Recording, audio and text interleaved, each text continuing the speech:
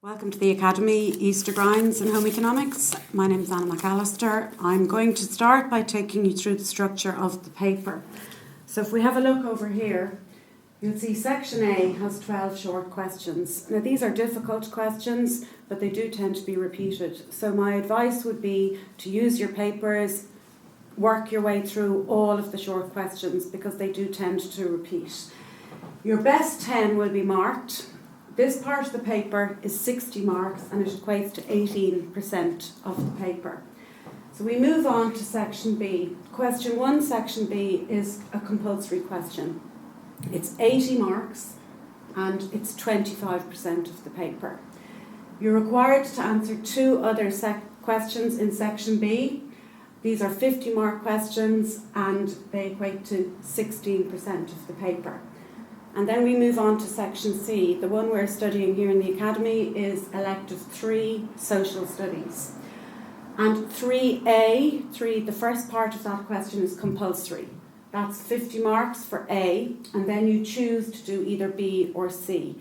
And in total, section C, question 3, equates to another 25% of the paper. So you can see that between question 1 and the elective, these are very important parts of the course. If you take out your introduction to food studies, you will have on the first couple of pages, you will have the topics that come up on each question. So you'll see here, for example, question 1, section B is compulsory. A will be a table or a pie chart that you're asked to interpret, either according to nutritional value, protein, fat, carbohydrate, vitamins, minerals, or to current healthy eating guidelines, which I'll come on to in a few minutes. B and C of that paper, depending on how many, or of that question, depending on how many sections are in the question, will be on nutrition. So it will be on a nutrient, protein, a vitamin, whatever. A lot of people expected protein to come up last year. It didn't, so my advice would be to learn protein very well, and that's our first lesson today is on protein.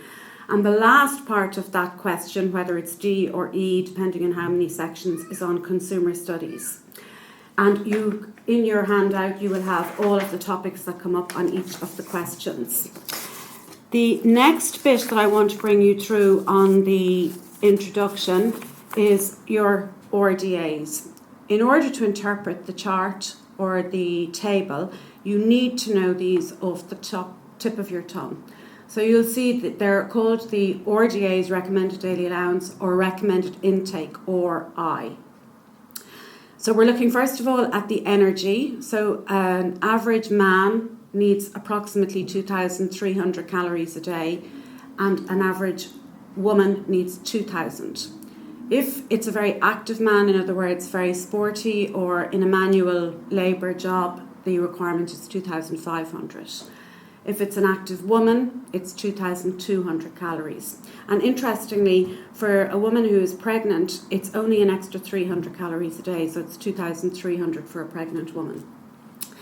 The RDA for protein is 1 kilo or 1 gram per kilo of body weight, or in percentage terms, 15% of food intake.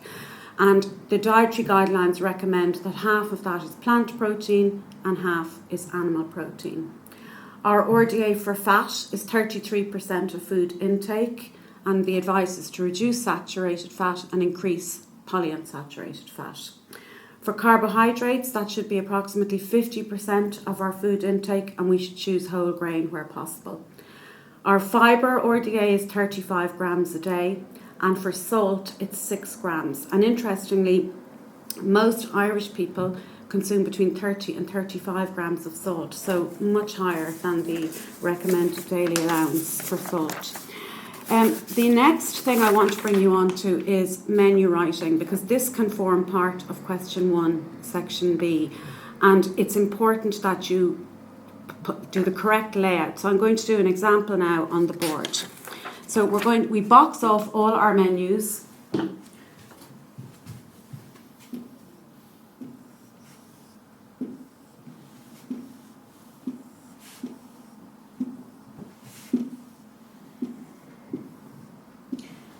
And you can be asked to write a menu in several contexts. It could be for a special diet, diabetes, obesity, heart disease. It could be with regard to current health eating guidelines, reducing salt, reducing fat, half protein plant, half protein animal. And if you were required to write a menu for a full day, so you would do 3 boxes: breakfast, lunch, and dinner. And I'm going to show you how to adapt these for various conditions. You don't give a choice. You're being asked to write a menu for a particular reason. So one of the best choices to put down for breakfast is porridge. You can put some fruit with that, say blueberries.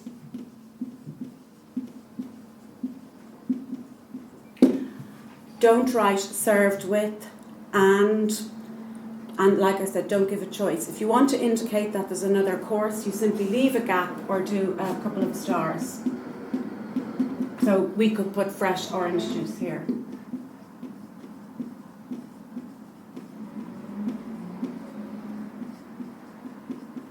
So we've boxed it off, we've given our menu, and we haven't given any choices. Breakfast is a slightly exception to lunch and dinner. For lunch and dinner, you need to include foods from every food group. So you need a protein, a carbohydrate, and then you need fruit and vegetables and a dairy. If you're doing a menu for a vegan, you use alternative dairy products. So a good example for lunch would be something like homemade soup. So we could say spicy tomato and bean soup.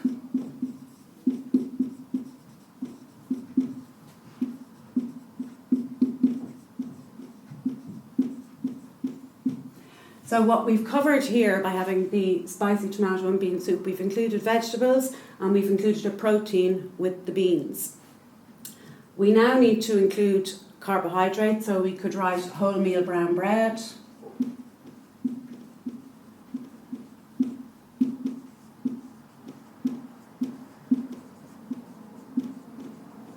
and we need to include a dairy, so we could put a yogurt. So let's say strawberry yogurt.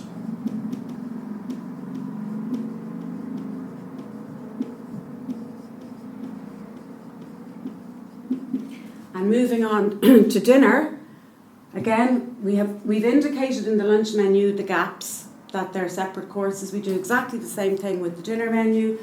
So let's say chicken stir fry.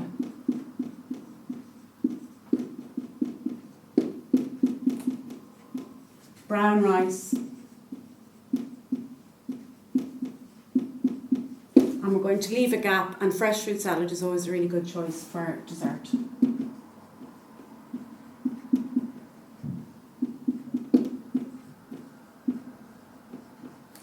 And you could put natural yogurt to include your dairy.